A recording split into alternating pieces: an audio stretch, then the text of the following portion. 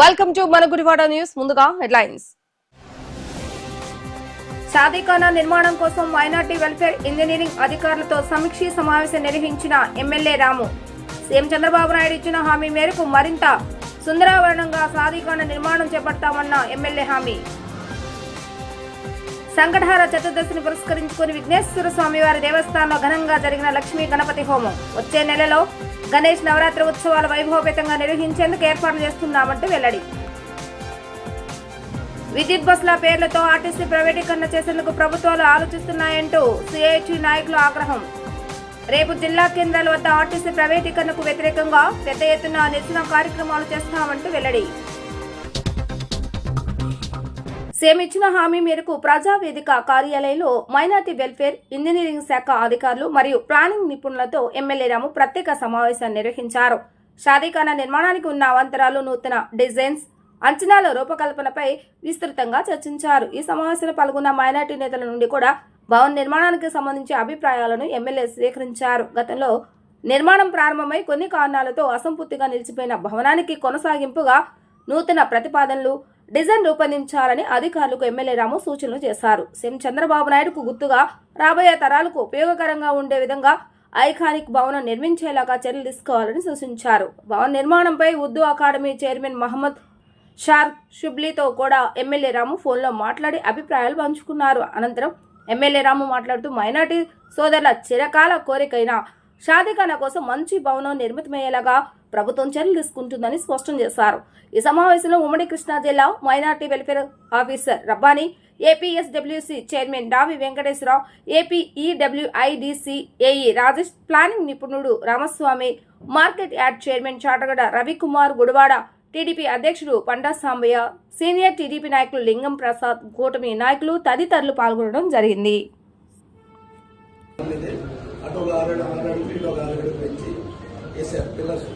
గది అదే హాల్ అదే వచ్చింది. ఆ స్టేజ్ కట్టి 150 మంది చేయించారు. ఇప్పుడు మనం కడతాం. చంద్రబాబు గారి విధానాలు అన్ని సిద్ధమైంది కాబట్టి మనం 60-70 అది నిశాన్ని ఉండిపోతుంది. నేను ఉత్తరం దక్షిణాలు వేసి అదే మీరు పడ్డ కష్టానికి ముందు ఉత్తరం దక్షిణాలు వేసి చాలా బాగుంటుంది. మీ మోతకి మీరు ఎన్నాళ్ళు పడ్డ బాధకి సరైన వస్తేనే బాగుంటుంది నా ఉద్దేశం. ఇంత చేసి మళ్ళీ అదే బిల్డింగ్ మొత్తం తీసుకొని కట్టే స్థాయి ఉందండి. తీసేసి కట్టే స్థాయి చాలా బాగుంది. ఏది మొత్తం ప్లాన్ చేసి కట్టే చాలా బాగా బాసు పేరు అలా ఉండిపోతుంది. కాదు బాసు, నీకు అంతకంటే బాగా చేపిస్తాను నేను. ఓ పని చేయండి. సగవన్నా మీరు చెప్పారు కదా, వంటకి వెనకాల పెట్టద్దాం. మన వంట ఎదురే చేసుకోవాల్సి వస్తుంది. వంట అదే ప్లానింగ్ ఎప్పుడైనా అదే ఉంటది. వంట ఎప్పుడు బ్యాక్ సైడే ఉండేటట్లయితే, సీటింగ్ ఉండేటట్లయితే బాగుంటుంది అనేది. కొంచెం విశాలంగానే నీట్ గానే కడుతుంది, ఇరికించినట్టు లేకుండా అనేది పాయింట్. ఇది 400 ఉండాలి. ఉన్నా కానీ ఇరికించినట్టు ఉండకూడదు. ఇప్పుడు దాంట్లో అది చిన్నదో పెద్దదో అయినా కానీ ఇరుక్కున్నట్టు ఉండదు. మనకి మనుషులు పక్కకి వెళ్ళి ఇటు పక్కకు జరిగి వెళ్ళాలంటే కష్టం ఉంది. అట్లాంటివి లేకుండా కొంచెం నీట్ గా కడుతున్నాం. మెయింటైన్ చేయాలి. చాలా ఇంపార్టెంట్ అది.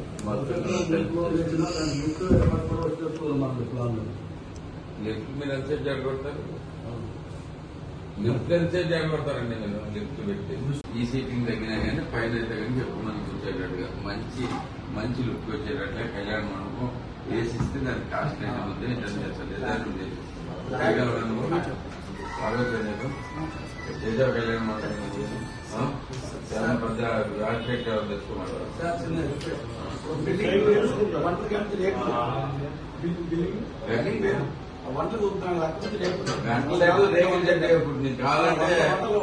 నీకు కావాలంటే 2 రోజులు చూసుకోవచ్చు. ఐఎంఏ హాల్ టైప్ అక్కడ వంటలకు కొంచెం పెద్దగా మంచి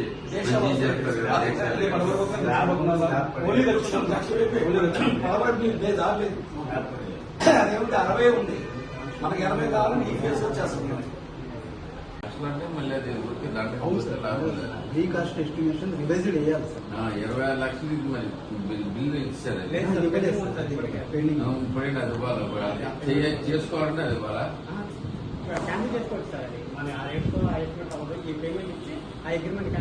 అగ్రిమెంట్ క్యాన్సిల్ చేశారు.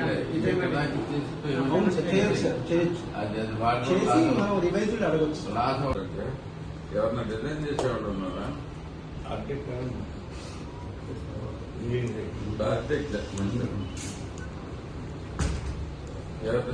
ఎక్కడ ఉంటారు? విజయవాడ. ఎవరు పంపిస్తారు? ఏ బిల్డింగ్? మన్నింటికా? ఇది దానికైనా అర్థమైనా? ఓకే రమ్మని.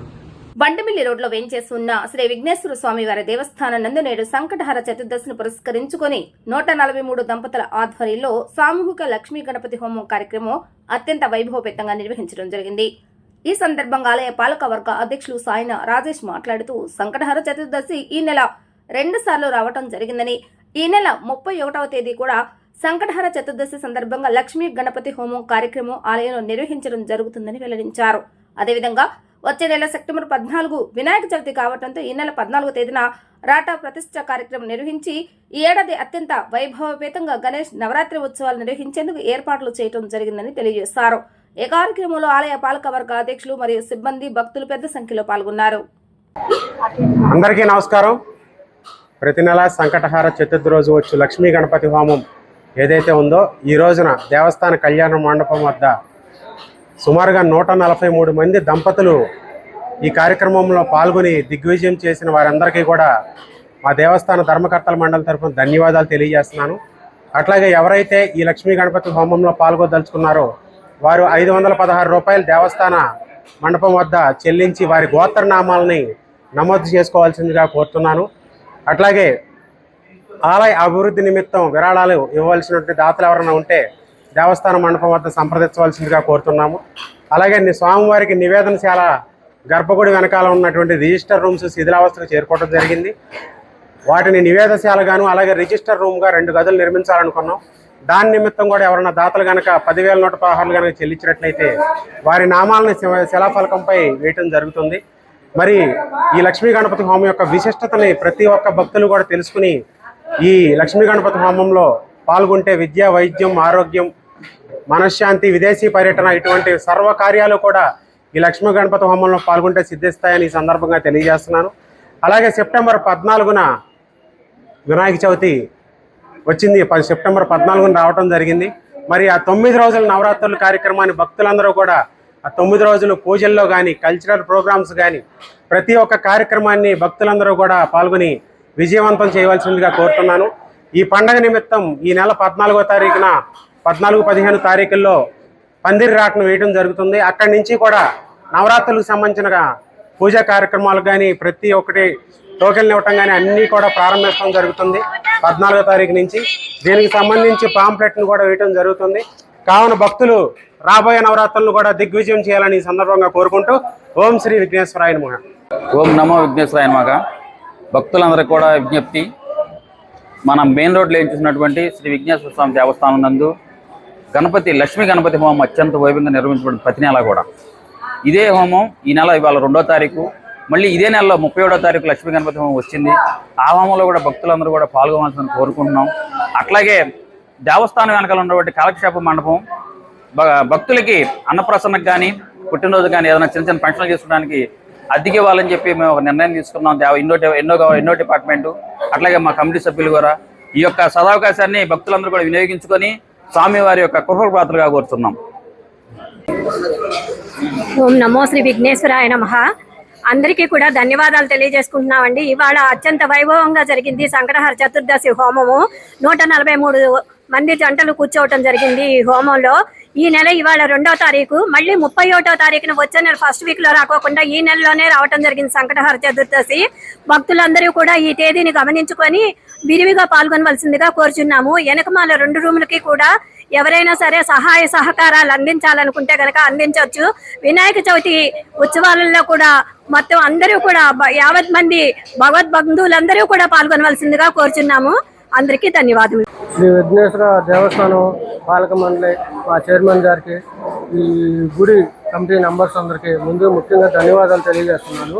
ఎందుకంటే ఈ చతుర్దశి అనే నెలకు 1 రోజు వచ్చేటువంటి కార్యక్రమం చాలా దిగ్విజయంగా చేస్తున్నారు అందరూ పాల్గొని. అట్లాగే రేపు వినాయక చవితికి కూడా భక్తులందరూ చందాలు ఇవ్వాల్సిందిగా, ముఖ్యంగా వెనకాల మండపం కట్టాలనుకుంటున్నాం, దానికోసం చందాలు ఇవ్వాల్సిందిగా వినాయక భక్తులందరికీ మనవి చేస్తాం. ఇప్పుడు ఒక చిన్న విరామం. మీ జీవితంలోని ప్రతి ప్రత్యేక సందర్భాన్ని మరింత అద్భుతంగా జరుపుకోవాలనుకుంటున్నారా? అయితే మీకోసం సిద్ధంగా ఉంది మన గుడివాడలో నందిని గ్రాండ్ ఫంక్షన్ హాల్. ఆధునిక సౌకర్యాలతో, విశాలమైన హాల్ మరియు రూమ్లతో, అందమైన ఇంటీరియర్ తో మీ వేడుకలకు ప్రత్యేక శోభను తీసుకురావడానికి సిద్ధంగా ఉంది Nandini grand function hall, Gudivada. Wedding, engagements, receptions, birthday parties, baby showers, kitty parties మరియు ఇతర శుభకార్యాల కోసం ఉత్తమమైన వేదిక Nandini grand function hall, Gudivada. సౌకర్యవంతమైన పార్కింగ్, ఆహ్లాదకరమైన వాతావరణం, అందుబాటు ధరలతో మీ వేడుకలను మరింత గుర్తుండిపోయేలా చేస్తుంది Nandini grand function hall, Gudivada. ఈ రోజే బుకింగ్ చేసుకోండి. Address Nandini grand function hall, Rajender Nagar bypass road, Gautam school దగ్గర, గుడివాడ. మరిన్ని వివరాల కోసం సంప్రదించండి 9705565533 మరియు 9391319525. Gudivada Nandini grand function hall, ప్రతి వేడుకకు grand address. Manager needed in Gudivada, Krishna district for Dr. Loya. Candidates should have good work ethics, good education qualifications and English communication skills. Should be living in Gudivada. Salary is 3,60,000 plus 18,000 per year. Increment in salary every year 60,000 for 2 years. Year-end performance bonus likely 1 month salary. Interested candidates can contact Dr. Mohanloya at gmail.com. Krishna farmers సొసైటీలో నిర్వహించిన రైతుల సమావేశంలో KDCC bank chairman Nettem Sri Raghuram రైతులకు PM Fasal బీమా పథకం ప్రాధాన్యతపై అవగాహన కల్పించారు. ఈ సందర్భంగా ఆయన మాట్లాడుతూ ప్రస్తుతం నెలకొన్న వర్షాభావ పరిస్థితులను దృష్టిలో ఉంచుకొని ప్రతి రైతు తప్పనిసరిగా పీఎం ఫసల్ బీమా నమోదు చేసుకోవాలని సూచించారు. ప్రకృతి వైపరీత్యాలు, పంట నష్టాల సమయంలో రైతులకు ఆర్థిక భరోసా కల్పించేది ఈ బీమా పథకమేనని అన్నారు. ఎన్టీఆర్ జిల్లాలో సుమారు 59% మంది రైతులు వరి సాగు చేస్తున్నప్పటికీ పీఎం ఫసల్ బీమా చేయించుకున్న వారి సంఖ్య చాలా తక్కువగా ఉండటం ఆందోళన కలిగించే విషయమని ఆయన అన్నారు. రైతులు చివరి తేదీ వరకు వేచి ఉండకుండా వెంటనే బీమా నమోదు చేసుకుని ప్రభుత్వ పథకాన్ని సద్వినియోగం చేసుకోవాలని కోరారు. రైతులకు బీమానే భవిష్యత్తుకు ధీమా అని నెట్టెం రఘురాం అన్నారు. చూసినట్లయితే ఎక్కువగా ఇక్కడికి వచ్చేటప్పటికి కంపారిటివ్లీ వరి సాగు అనేది తక్కువ. మిగిలినటువంటి పంటలు ఇక్కడ కాటను, అలాగే మిర్చి, ఇంకా ఇతర పంటలు టర్మరిక్, ఇంకా ఇలాంటి పంటలు అనేవి వేయడం అనేది జరుగుతూ ఉంది. వారందరికీ కూడా ఇందులో ప్యాడీ అయితేనేమో కేవలం రైతు భరించాలి పర్ ఏకరు 830 రూపాయలు. అలాగే టర్మరిక్ పసుపు అయితేనేమో 1100 రూపాయలు. దేనికి ఎట్లా అంటే వీళ్ళు సమ్ ఎష్యూర్డ్ 41,500 రూపాయలు ప్యాడీ సమ్ ఎష్యూర్డ్ అయితే పర్ ఏకరు వాళ్ళు 830 రూపాయలు కట్టాలి, అంతేనా? అలాగే 1,10,000 రూపాయలు టర్మరిక్ పసుపుకైతే వాళ్ళు 1% మాత్రమే, అంటే 1,100 మాత్రం కడితే సరిపోతుంది.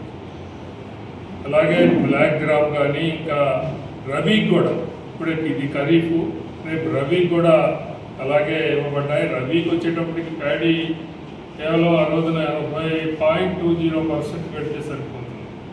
ఇలా ప్రతిదానికి కూడా మరి ప్రీమియం అనేది నిర్ణయించబడింది.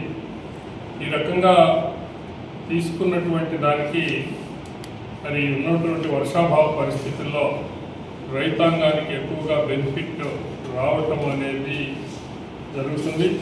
ఇందుకు గాను ప్రతి ఒక్కరు కూడా రైతులు గతంలో చాలా నష్టపోయినటువంటి పరిస్థితులు మనం చూసాం.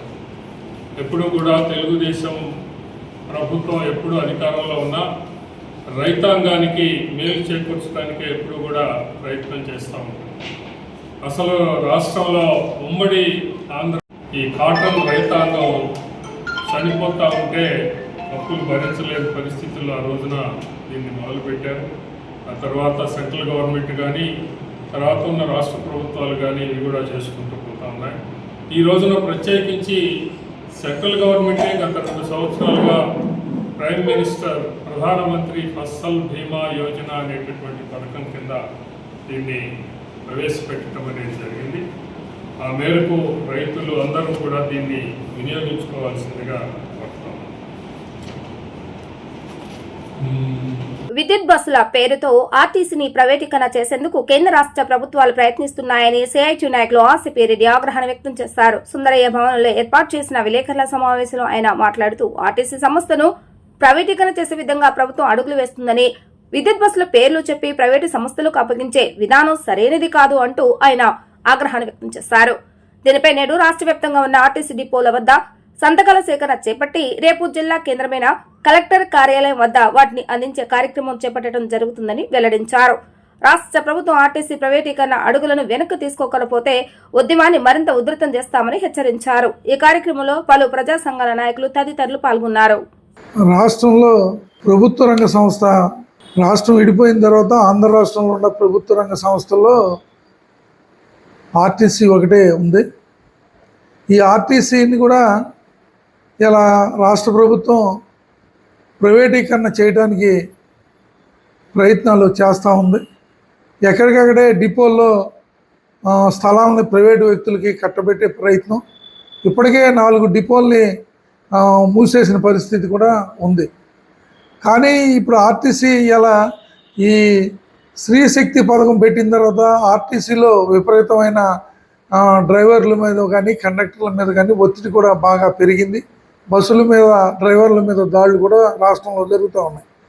కానీ కేంద్ర ప్రభుత్వం ఈ రాష్ట్రంలో ఉన్న ఆర్టీసీని ప్రైవేటీకరణ చేయడంలో భాగంగా కేంద్ర ప్రభుత్వం 750 విద్యుత్ బస్సులు రాష్ట్రానికి అలాట్ చేస్తానని కేంద్ర ప్రభుత్వం ప్రకటించింది. ఆ విద్యుత్ బస్సుల్ని మన రాష్ట్రంలో చంద్రబాబు నాయుడు ప్రైవేటు వ్యక్తుల ద్వారా నడపాలని ప్రయత్నం చేస్తున్నారు. దానికి ఉద్యోగ సంఘాలు పూర్తిగా వ్యతిరేకిస్తున్నాయి. ఈ ప్రైవేటు బస్సులు కేంద్ర ప్రభుత్వం ఇచ్చే విద్యుత్ బస్సుల్ని మేమే నిర్వహిస్తాం, మా డిపోలుగా అప్పచెప్పండి అని ఉద్యోగ సంఘాలు రాష్ట్ర వ్యాప్తంగా ఇప్పటికే అనేక ఆందోళనలు చేస్తూ ఉన్నాయి. ఈరోజు అయితే రాష్ట్రం అంతా అన్ని డిపోల దగ్గర సంతకాల సేకరణ కూడా చేస్తున్నారు. రేపు సోమవారం నాడు కలెక్టరేట్ల దగ్గర ఈ సంతకాలు తీసుకెళ్ళి ఇచ్చే పరిస్థితి కూడా ఉంది. కాబట్టి ఈరోజు రాష్ట్రంలో ఉన్న ఏకైక ప్రభుత్వ రంగ సంస్థ ఒక ఆర్టీసీ, ఇది కూడా ప్రైవేటీకరణ అయిపోతే జవాబుదారీతనం లేకుండా పోయే పరిస్థితి ఉంటుంది. కాబట్టి ఆర్టీసీలో ఇలా వార్తలు చూస్తే 750 బస్సులనేమో ప్రైవేటు వ్యక్తులకు ఇస్తాము, అట్లాగే మేము ఆర్టీసీ 500 బస్సులు గ్యాస్తో నడిచే బస్సులు కొంటామని ఇలా ప్రకటన వచ్చిన పరిస్థితి ఉంది.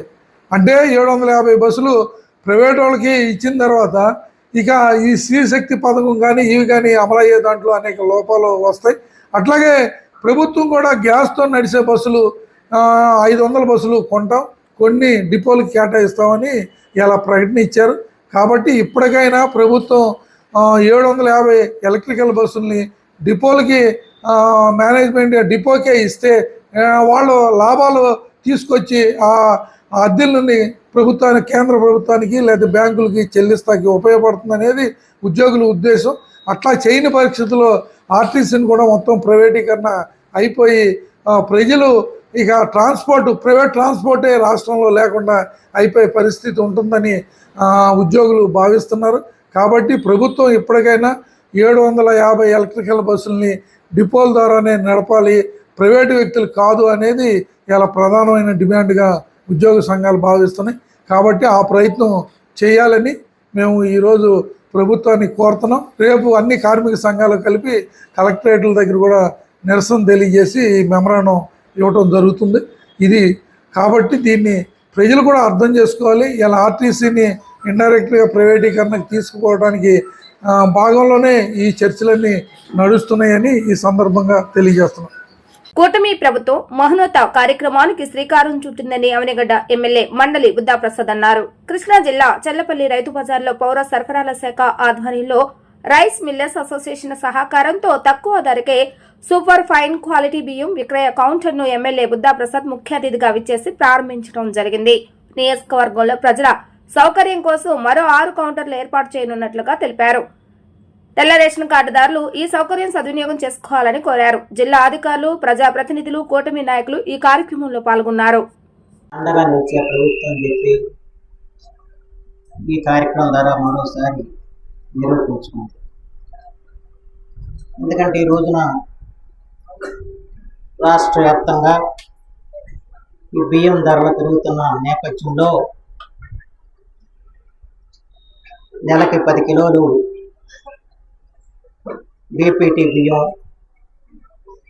అలాగే స్టీల్ బియ్యం ఈ రెండు కూడా తక్కువ ధరలకు ఇవ్వాలని చెప్పని మన పౌర సరఫరాల శాఖ మంత్రి శ్రీ నారాయణ మనోహర్ గారు నిర్ణయం తీసుకుని రైస్ మిల్లర్స్ అసోసియేషన్తో సంప్రదింపులు జరిపి ఈ మహోన్నత కార్యక్రమానికి శ్రీకారం చుట్టడం జరిగింది.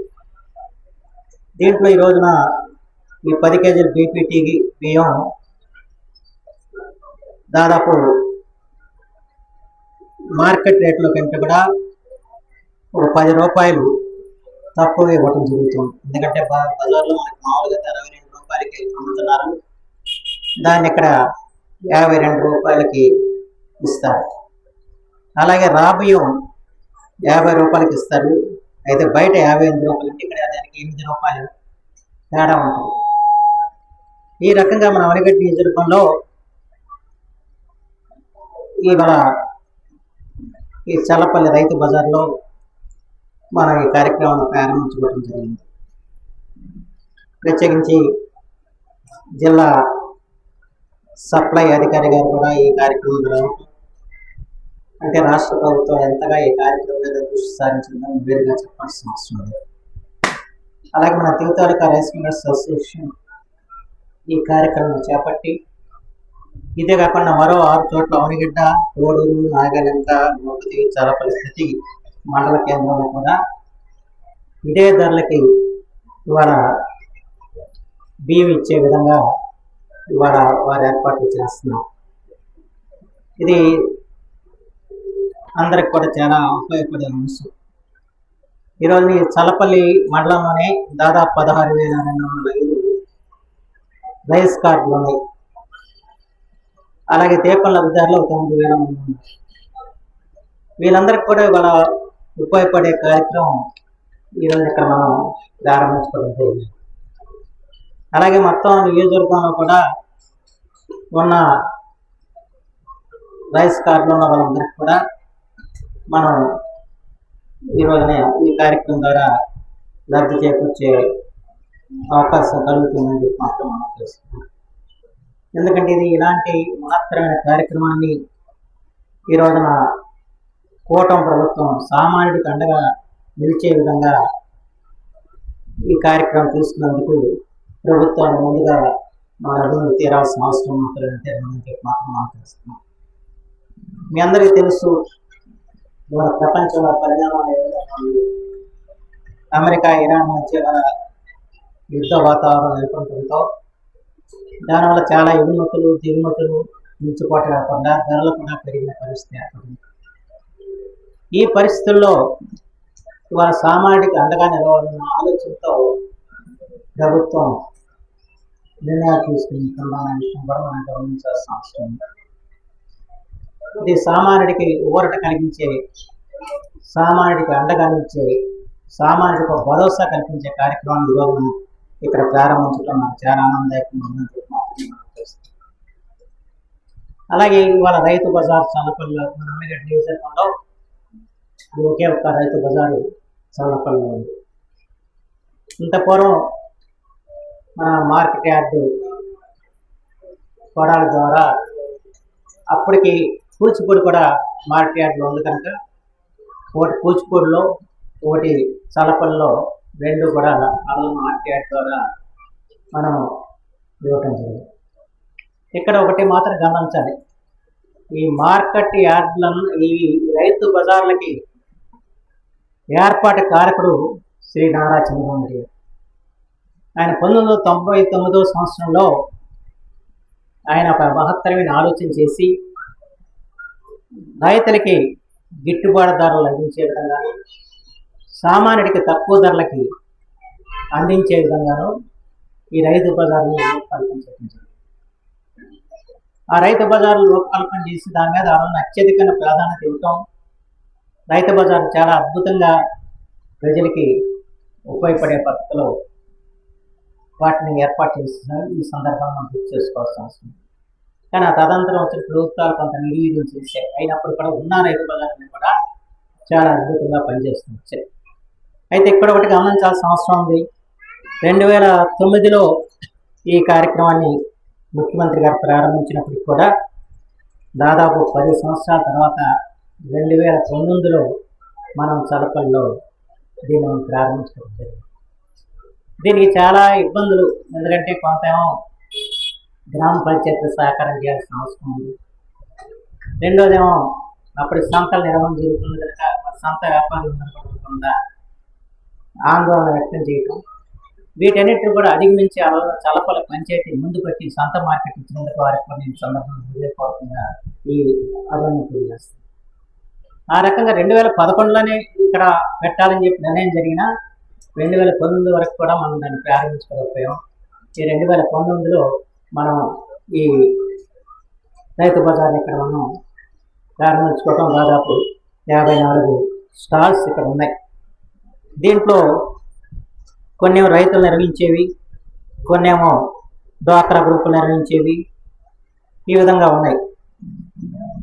అయితే నాకు ఆనందం దీంట్లో ఏంటంటే గవర్నమెంట్ ఏజెన్సీస్ ఏమీ లేకపోయినా ఈ స్వయం పోషక ఈ సంఘాల నుంచి మాత్రం 12 స్టాల్స్ ఇక్కడ నడుస్తున్నాయి. అలాగే ఫిజికల్లీ దివ్యాంగుల స్టాల్స్ 3 ఉన్నాయి. అలాగే సెల్ఫ్ ఎంప్లాయ్మెంట్ స్టాల్స్ 5 ఉన్నాయి. అలాగే రైస్ స్టాల్స్ 1 ఉంది.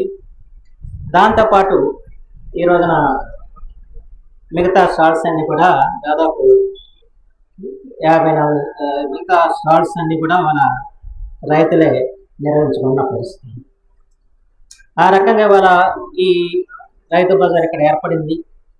అయితే ఆనందదాయకమైన విషయం ఏంటంటే ఈ రైతు బజార్ ప్రతిరోజు కూడా 3000 నుంచి 3500 మంది ఇవాళ ఈ రైతు బజార్ ద్వారా ఇక్కడ కాయగూరలు కానీ పనులు నిత్యావసర వస్తువులు కొలితే పరిస్థితి ఉండటం అన్నది చాలా ఆనందదాయకమైన విషయం. ఆ రకంగా రైతు బజార్లో విజయవంతం అయినంతకి ఇంతకంటే ప్రత్యక్ష నష్టం లేదని చెప్పి మాత్రం ఈ సందర్భంగా చూస్తున్నాం.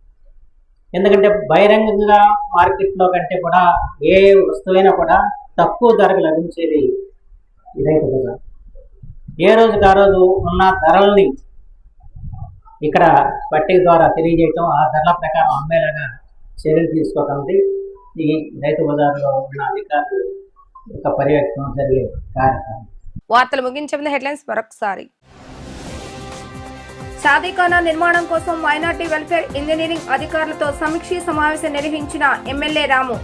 సీఎం చంద్రబాబు నాయుడు ఇచ్చిన హామీ మేరకు మరింత సుందరావరణంగా షాదీఖానా నిర్మాణం చేపడతామన్న ఎమ్మెల్యే హామీ. సంకటహార చతుర్దశిని పురస్కరించుకుని విఘ్నేశ్వర స్వామివారి దేవస్థానంలో ఘనంగా జరిగిన లక్ష్మీ గణపతి హోమం. వచ్చే నెలలో గణేష్ నవరాత్రి ఉత్సవాలు వైభవపేతంగా నిర్వహించేందుకు ఏర్పాట్లు చేస్తున్నామంటూ వెల్లడి. విద్యుత్ బస్సుల పేర్లతో ఆర్టీసీ ప్రైవేటీకరణ చేసేందుకు ప్రభుత్వాలు ఆలోచిస్తున్నాయంటూ సిఐటి నాయకులు ఆగ్రహం. రేపు జిల్లా కేంద్రాల వద్ద ఆర్టీసీ ప్రైవేటీకరణకు వ్యతిరేకంగా పెద్ద ఎత్తున నిరసన కార్యక్రమాలు చేస్తామంటూ వెల్లడి. ఇది ఈ రోజు మన గుడివాడ న్యూస్. తిరిగి రేపటి న్యూస్ లో కలుద్దాం. ప్రతిరోజు వార్తలు వీక్షించేందుకు మన గుడివాడ ఛానల్ ని సబ్స్క్రైబ్ చేసుకోండి, లైక్ అండ్ కామెంట్ చేయండి.